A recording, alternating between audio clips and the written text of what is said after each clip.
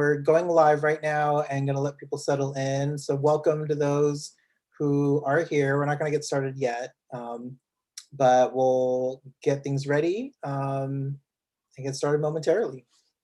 So hang tight. We can go back to the last, there we go.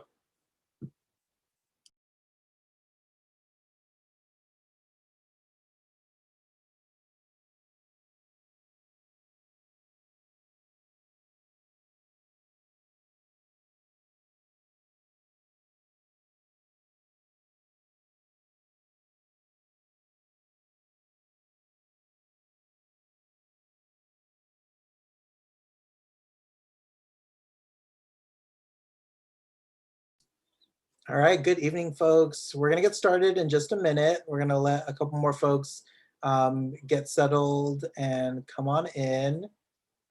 But yes, you are looking at Ravi's screen. Ravi is here in the background. If folks would like to say hi in the chat box or in the comments, if you're watching on YouTube or Twitter or Facebook, we're gonna have a lot of fun diving into a 45-minute crash course on the voting process, the electorate. If you geek out about numbers, this is gonna be a great opportunity to do that. We can geek out together, nerd out, be fantastic. So we'll get started in 1 minute.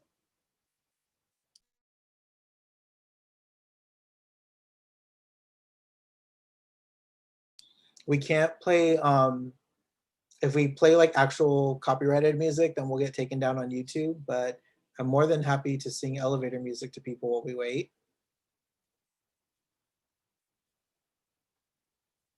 Do, do, do, do, do. Hi, Tonya.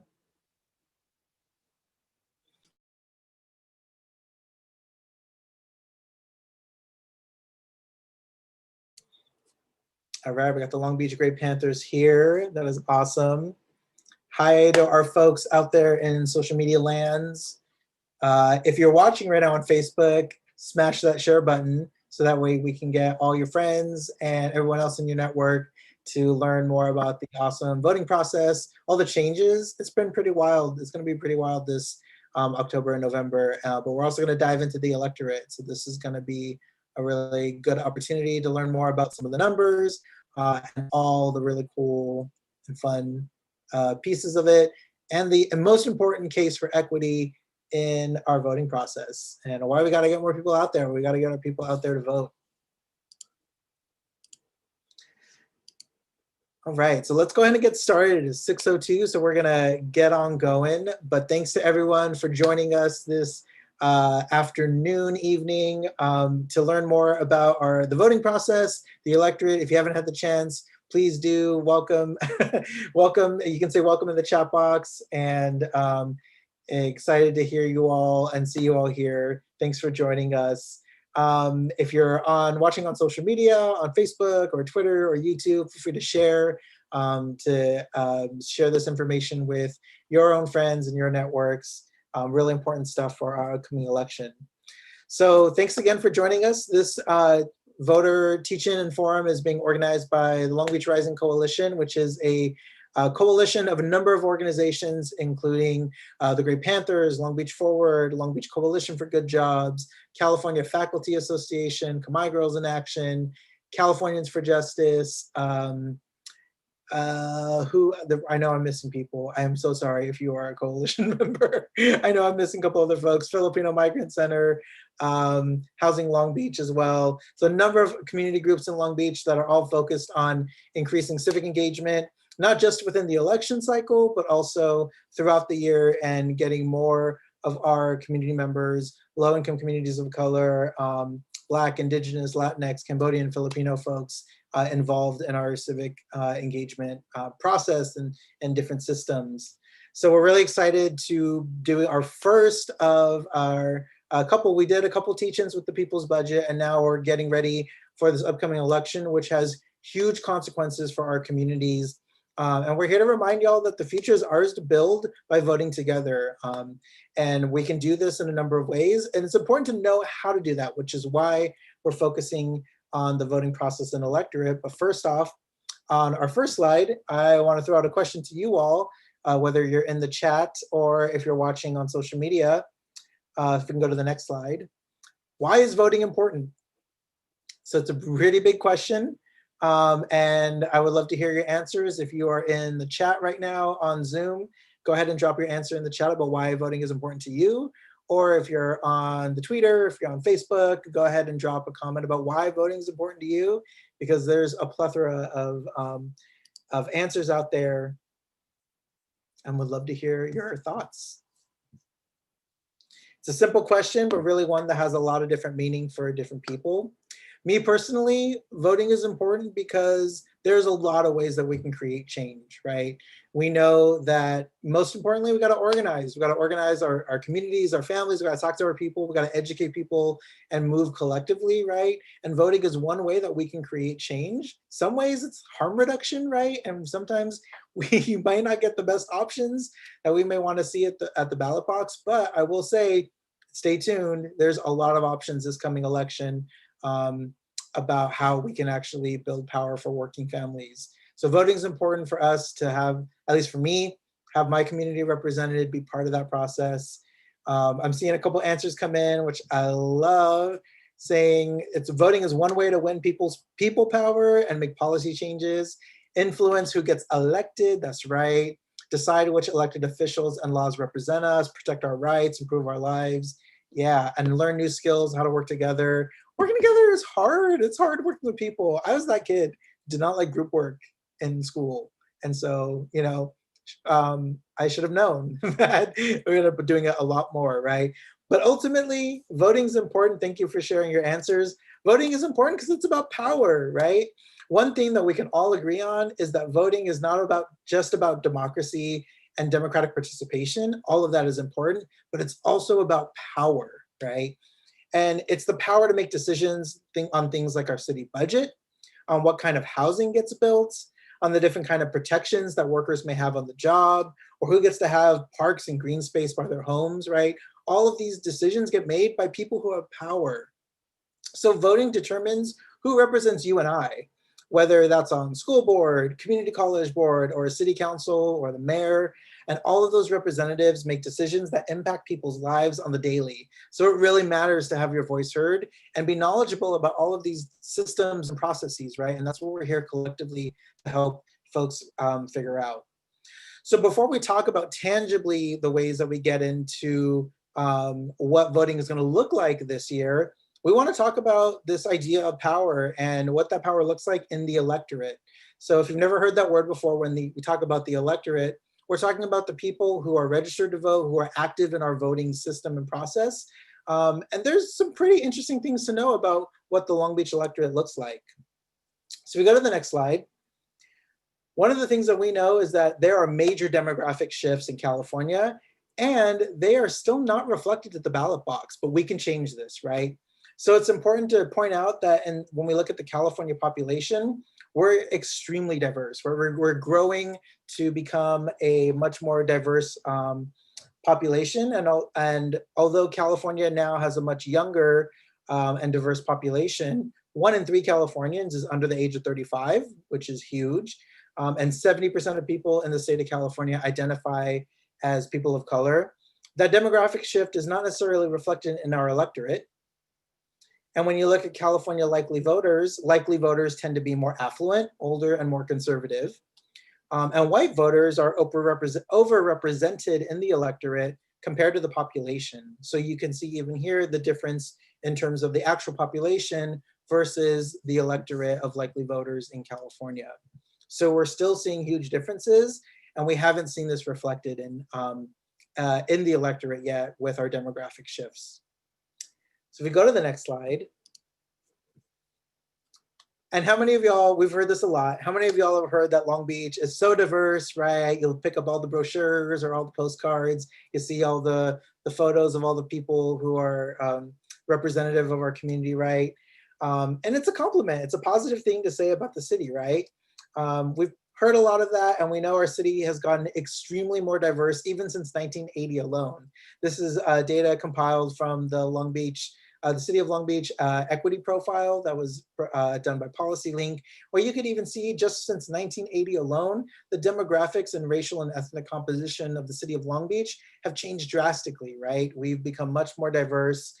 You can see the white population in gray getting much smaller each 10 years or so, and with the most significant growth being in the Latinx population, which is in light blue there. And today, people of color make up a majority of the population in the City of Long Beach.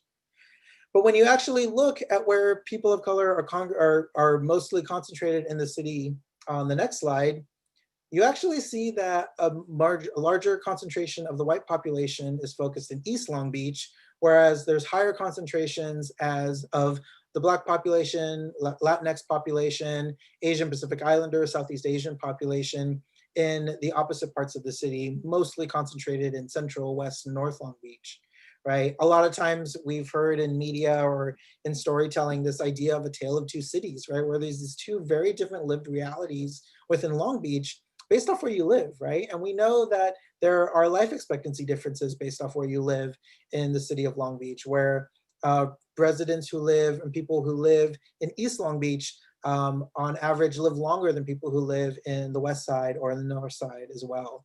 So we know these differences exist, and we see these different stories, right? You can see that in the darker orange matching the different specific populations here, and you see those greater concentrations. So when we actually then think about that and look at the electorate, these demographic shifts in Long Beach are still not reflected in the ballot box as well. So this isn't just a California problem, but we are kidding ourselves if we don't think what's happening in California isn't happening at the Long Beach and city level.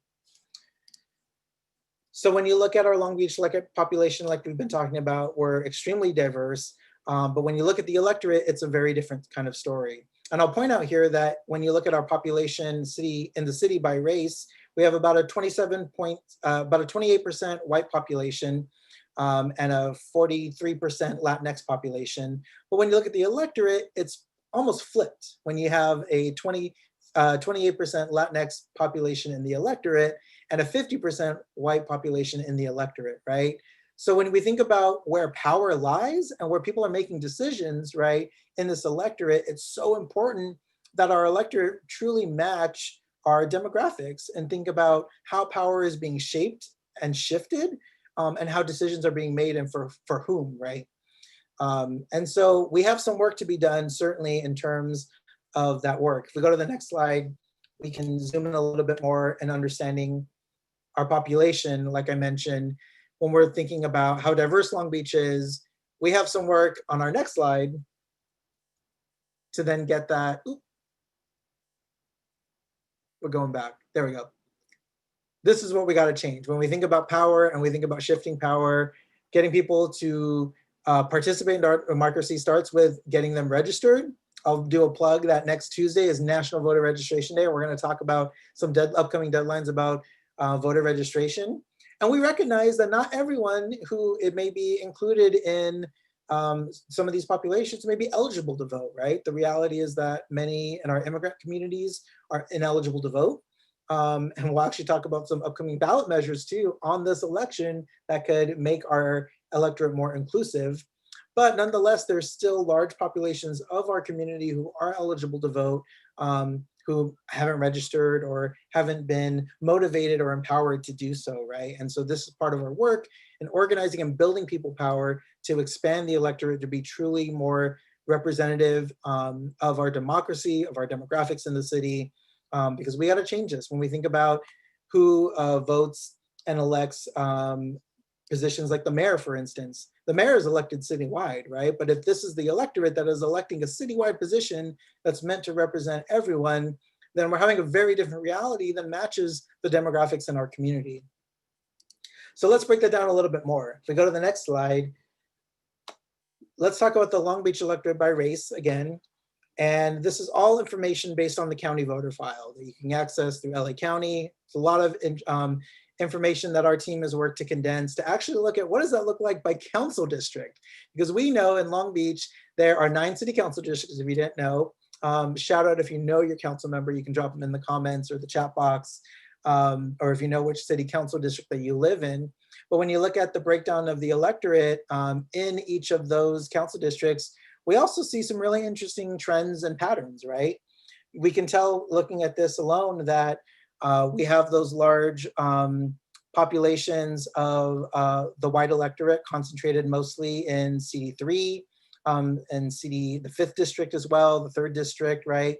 But we're seeing much smaller when we look at other council districts like the 1st district or even the 9th district. We're seeing much larger, in the 6th district, much larger Latinx electorates in those council districts as well. So these are all really important factors when we think about representation and think about who is truly being represented of that community in these different areas. And when we think about the maps of where people are concentrated by race and ethnicity, right, then we see differences, right? And we could even talk about how in the 8th district, even in the 7th district, right, where we have larger concentrations of people of color, we're still seeing a much bigger white electorate in those areas as well.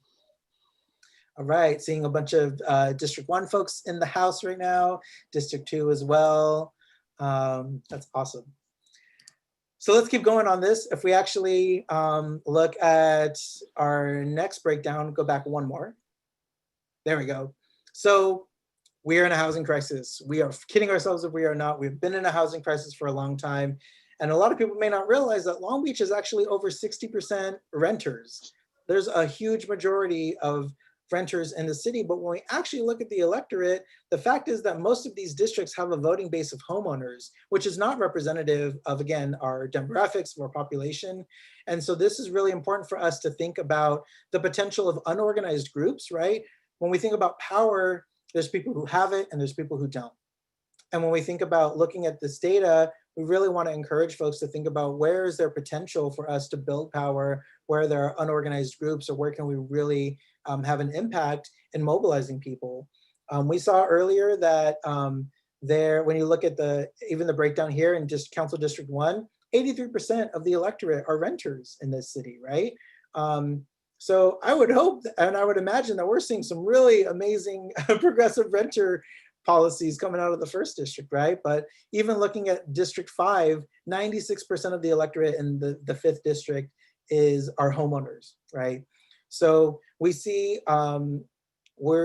big differences here, right? And even thinking about how much more of our electorate needs to be representative, not just by race and ethnicity, but also of different people and where they're at in the economy, whether they're homeowners, whether they're renters. And there's some really important ballot measures that are going to change these scales. The other one we want to look at on the next slide is our electorate by income, which again is going to be really important when we think about this breakdown of who's truly represented in our electorate. And you can see that in the 5th district and the 3rd district, they have by far the highest representation in the electorate of households incomes above $100,000, right? We're talking about 70% of the electorate in the 5th district having an income over $100,000. Whereas we have other areas of the city, like the 1st district, where 69% of the electorate is below $500,000. Or sorry, $50,000, adding extra zeros here. And so we see a really different story and pattern when we think about the breakdown of these different council districts, but also who is registered and by district, and again, thinking about those organizing opportunities of who's truly reflected in our demographics versus the electorate. The other one I want to point out here too is the growing number of middle income households in the 9th district as well. So we're seeing 79%, which is the biggest chunk of that middle income in all of these council districts. There, 9th district being North Long Beach as well. So I think this is a really interesting slide, probably going to be my next tattoo. And I could look at this for a long, long time. But hopefully it encourages you, and we will make all these slides available on our website afterwards too for folks to use and organize as well. So if we can go to the next slide, It's also important that two other factors that we want to look at. One is age, because we know age is really important. And we know that looking at the data, there's a lot of older voters who are driving decisions in key districts, right? So when you look at areas like the 3rd district, especially that the 55 and above, right? The 3rd district, we're seeing that in the 5th district as well. And even big populations in the 7th, 8th district as well of older voters. And we know that in Long Beach that we have a large majority of young people who are majority people of color. So when we think about issues impacting young people and the future generations, right? There's a lot of importance there when we think about age, but also ensuring that when we, even not just about our older voters, ensuring that older voters of lower incomes are also represented in these. As we saw earlier, we have a plethora of voters in the electorate who are much more affluent, right? And so it's important that we think about all of these different factors, not just age, income, gender, right? All of these different pieces and what that looks like in our electorate to truly do the work needed to make our electorate more reflective of the demographics in the city. So that you can see here, there's a lot of work to be done, especially if we know there are so many young people in the city, to get them registered to vote and make them part of, have them be part of the electorate in each of these council districts as well. And I will say it looks like the largest share and concentration of young people in this area is the 6th district. So especially 18 to 24-year-olds. So we got that's great. And we got to keep those trends going. So the last breakdown we want to look at is by gender. And again, this is all data from the voter file. So one thing I will point out, although we see a lot of consistencies here, we do see some unknowns. That could be for a couple of different reasons. It could be because people they are either gender non-conforming or non-binary, or choose not to disclose their gender. So we don't really know what unknown might entail or why somebody would choose to be select unknown, but we can see some pretty consistent breakdowns when we look at our electorate by gender, which very closely mirror the demographics of our city. So there's one area that actually closely reflects our demographics. It is at least the gender of our electorate. So I know that was a lot of data, I know that was a lot of information, but if you have questions or have discussion points, feel free to drop them in the comments in the chat box. We're gonna take some time for some other questions afterwards as we have time. But this is all so important information for us to know, because as we're engaging the electorate, as we're building the electorate, it's important to know how we can engage people, invite them into the electorate, and then actually vote, which is the most important thing, at least for us in this moment, right? So if we go to the next slide, one of the things that's really important to know is that voting is easier than ever before because of the convergence of the pandemic and new technology. We are moving towards voting systems that are much more accessible than ever before, and we've had in other elections. If you remember, if you voted in the last election, we know, let's be honest, there were challenges. There were real challenges in that election in terms of voting. And so one of the things that we're really working hard to ensure is educating people about the voting options and all the different ways that people can vote. So the 3 primary ways that people can vote is they can vote by mail. Because of COVID-19, every voter will be getting a vote by mail ballot sent to their home, wherever they're registered, whether they are a traditional absentee or vote by mail ballot or voter or not. So everyone's gonna get a vote by mail ballot, and you have the option of being able to fill out that ballot and either mail it back or drop it at a vote drop box, a voter drop box. We're going to talk about some locations in the city. You'll also have the option of going to a voting center or even dropping it off at your local post office. But because we have vote centers, you'll also have the option to vote in person if you prefer, for your own security or for your own comfort of mind, if you prefer to vote in person.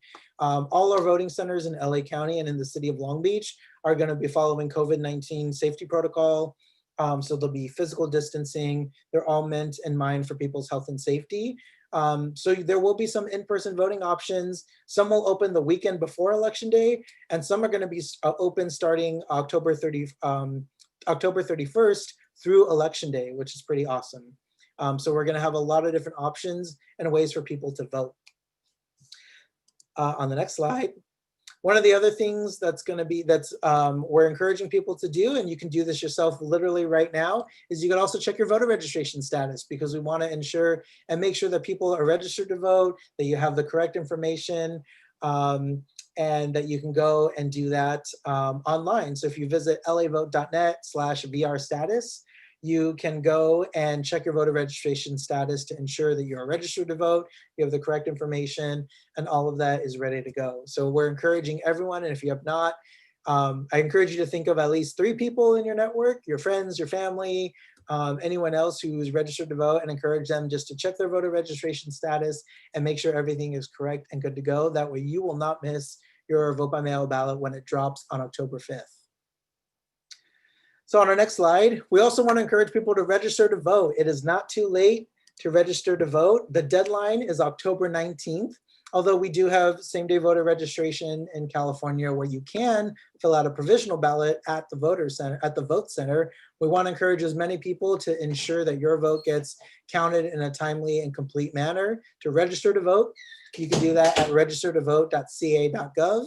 I encourage you all to go and do that. And encourage other folks. They can register online, register to vote. We know some of our partners like the Gray Panthers are going to be registering people to vote every Friday from 5 to 7 p.m. outside Crest Market until the end of October. So if you are interested in talking to a live person and being able to get registered to vote, head up Crest Market in downtown. Gray Panthers will be there helping people register to vote. So October 19th, and watch out for some news about a fun event we're doing on National Voter Registration Day, which is going to be this coming Tuesday as well. So on our next slide, the most important part too is that there will be a lot of ways that we can find our vote center and ballot drop box. So if you want to vote in person, you must vote in person, or want to drop off your ballot, you can find vote centers online, and we'll be putting out helping spread out the final list of vote centers. That information will be on the county website. It will be on the City of Long Beach website. It will be all over our social media as well. So there'll be a number of places where you can find these vote centers that will be open for multiple days up until 7 or 8 p.m. depending on the day that you go. So you could vote in person, drop off your ballot, ensure. If you're worried about the mail, the postal service right now, which is pretty legitimate, you can also go to these vote centers and drop off your ballot there as well. One of the things I mentioned as well is that new this year is we have a number of places across the city of Long Beach that have ballot drop boxes. So if you go to the next slide, the Long Beach City Clerk's Office has been working hard to install these across the city. They're already out there. So if you go to any of these places, you'll see some fancy schmancy ballot drop boxes there. They're all locked right now, so don't try opening them. But they will open on October 5th and start being able to take your ballots. And those will be collected consistently and ensure that your ballots get safely to the county registrar. So these ballot drop box locations are across the city at different libraries, community centers like Bixby Park, or at Long Beach City Hall, Houghton Park Community Center, Obama Library, the Mark Twain Library in Cambodia Town, the Long Beach Senior Center over on 4th Street as well, or Veterans Park as well, Ramona Park up in North Long Beach as well. So a lot of places. You can find this list online as well. And yeah, absolutely. Oh, we're getting a lot of comments in here. This is great. Yes, absolutely. We do need more drop boxes. And hopefully this is something we also want to encourage y'all to push for, ensure that we have greater access to voting in all of our different parts of our city, because we're a big city. On the next slide, if you plan to vote in person, you can also pre-fill your ballot by checking out the interactive sample ballot that's available on the LA County Registrar's Office. This will let you preload your answers, and it will generate a QR code, that little like square with all the squiggly stuff on it, that you can scan in person, and all your answers will be loaded up for you to confirm before submitting. So this is available on the LA County Registrar's website. I would encourage you all to check out this tool. We'll be posting some links of it as well, so you all can access that and share that link around. and encourage people to fill out their interactive sample ballot. That way they have all the information they need to know and who they're voting for either candidates or ballot measures. Stay tuned, Long Beach Rising is gonna be putting out our voter guide and ballot recommendations very soon, within the next week. So we're excited to share that with you all, and we'll talk about that at our next teach-in. So, and lastly, and probably the most important feature of this election is the ballot tracker, because we know there's been a lot of there's been a lot of conversations around, will my ballot get to be counted? A lot of concerns around the Postal Service as well. So you'll be able to track your ballot once it is mailed and then received and even counted. So every vote counts. We really want to emphasize that, and making sure that there's an extra mechanism for you to track your ballot and will bring you an additional peace of mind, especially if you have any concerns about this administration's attack on the Postal Service as well. We will include that link in some of the follow-up as well. We'll be promoting that all across social media for the length of October going into Election Day as well. So I want to encourage folks to know that if people, as you're talking to people and having conversations about voting, if they share concerns that voting might not be secure, or they're worried about their vote being counted, and let people know that they can track their ballot, they can follow all that information as their ballot is being mailed, received, and then even counted. All right, so follow these easy steps, but most importantly, we're encouraging people to vote early. We know out of all the concerns, vote by mail ballots, everyone is going to be getting a vote by mail ballot mailed beginning October 5th. So very soon, we're only a few weeks away from the start of this election cycle. It's the best way, by voting early, to make sure that your voice is counted. And if you're unsure about what's on the ballot, don't worry. We're going to have future sessions that will cover some of the ballot propositions. But we're going to be sharing a lot of this information with you, and encouraging you all and invite you all to share the materials and the information to educate people about all the ways that they can vote and be involved in the voting process. So with that, on our next slide is we want to encourage you all to join us for our next teach-in, which is actually going to be on the ballot measures. It's happening Thursday, October 1st from 6:30 to 8 p.m. We will put the registration link on our website shortly, so check back tomorrow and you will find that. This teach-in will be hosted on Zoom with Spanish and Khmer interpretation, and we'll be live streaming it in English onto social media as well. But we'll be going over all of the Long Beach Rising recommendations on the ballot measures, let you know how we can build power and make some wins for working people in Long Beach. And you'll learn more tools that you can take with you to the ballot, either to the vote center or as you fill out your vote by mail ballot at home, and then drop that off to make sure that we can build power. All right, so with that, I'm gonna see if we have any other follow-up questions. I would love to invite you all, if you have any other questions or thoughts, to share them either in the chat box, or if you're watching on social media, invite you to drop that in the comments, and would love to engage in conversation. So I'm gonna step back, and if anyone else who is here on the team wants to flag anything, feel free to go turn on your mic and we can do that. Oh, that's actually a really great point. I want to encourage folks, if you're interested, you can find the information to work at the polls at the county registrar's website. We're in desperate need of poll workers. I will say it's pretty awesome, and kudos to the LA County Board of Supervisors. They have been able to declare an emergency so that county workers can work as poll workers at vote centers during this election. But we know that's not going to be enough. We're really in need of individuals who can be really smart and flexible poll workers. So if that's you, and if you're interested, I really encourage you to visit the county registrar's website so you can sign up and be a poll worker.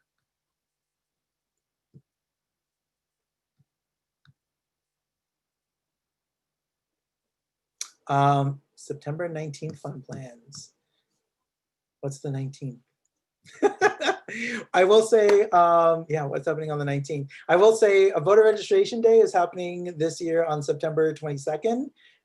So if you are interested, we invite you. We'll be promoting it on social media. If you're on Instagram, we invite you to, okay, it's 22nd, that's what I thought. We invite you, if you're on Instagram, to join us at Move LB Forward. Join our Long Beach Rising crew at Club Vote. We're gonna be spinning some sick beats with DJ Jedi Mind Cuts in celebration of voter registration day, because we wanna encourage y'all to get out, not just to vote, but get registered to vote, get ready for the election. And we're gonna be talking about some really dope ways that we can build power for working families. Oh shoot, Jedi's here right now. That's right, that's what's up. Anytime, yeah, that's right. So it's gonna be pretty dope. We're excited for that. So September 22nd, 6 p.m. on Instagram Live. You can check that out, and invite your friends who might not be registered to vote. It'll be super subliminal. They'll just be like, oh, I'm having such fun with the music, and I feel like I should register to vote now, because they'll learn about all the awesome ways that you can learn about ways that we can build power for working people.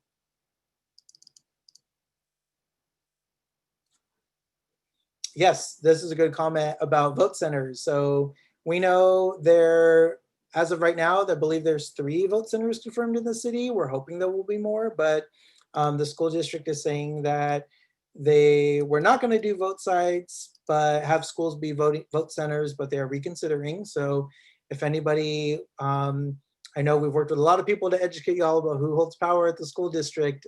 So I encourage you to reach out to your school board member or the superintendent, and encourage them to have school sites be vote centers. LAUSD, Los Angeles Unified, has stepped up in a huge way to open many of their schools to be vote centers. So we would love to see Long Beach Unified do the same.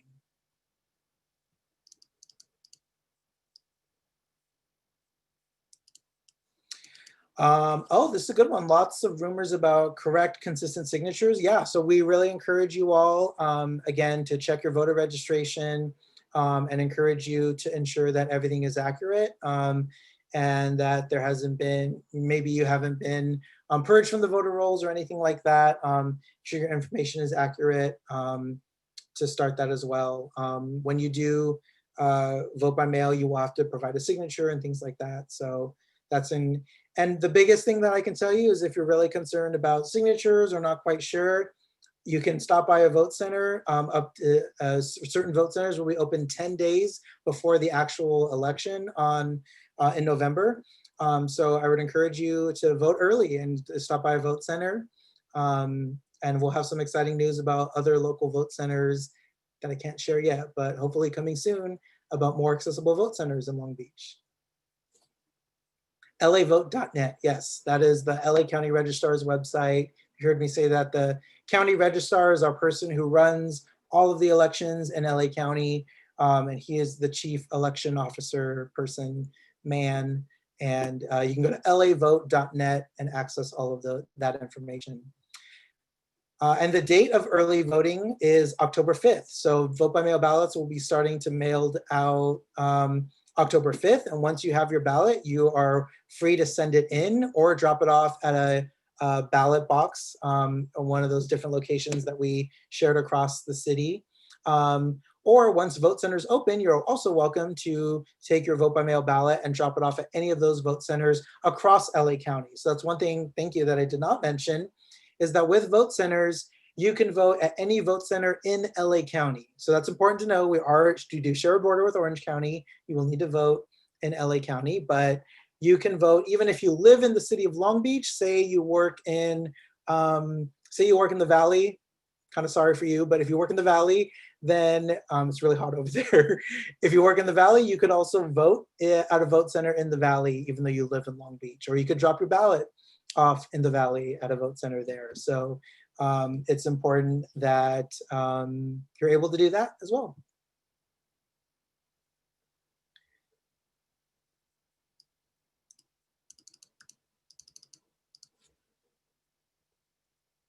All right, if there's any other questions, I'm getting questions about my skincare routine.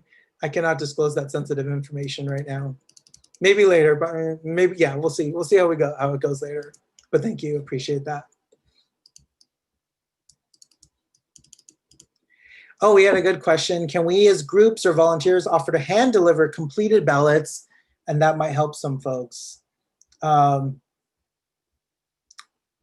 So voters can designate a person to deliver a ballot, although it can be really tricky. You might run into one of the things that we heard a lot of anecdotal stories about in the last election were if poll workers don't know all the proper protocols, which unfortunately is the reality and sometimes can happen, then we may not, you may run the risk of not, ensuring that your ballot may be accepted, or you may have to fill out a provisional ballot. So either way, your vote will count, but it's a matter of like how quickly and how securely will your vote, not securely, how quickly your vote will count.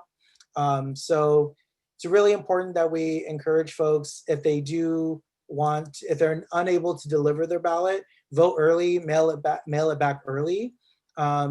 As long as ballots are postmarked by election day, then they will be counted. And they've actually, the Secretary of State is actually extending the window for ballots to be received after election day, as long as they're postmarked. So even if there is a delay, say you mail in your vote by mail ballot the day before the election, but it may take, there's a delay in it getting to the registrar's office, it will still be counted for a longer period of 2 weeks. So we really encourage people to vote early, and that's really important to do that as well. You can offer a ride to ballot boxes. We certainly could do that if you want to safely carpool, wear masks, protect yourself from COVID-19. You can offer rides to individuals to vote centers as well.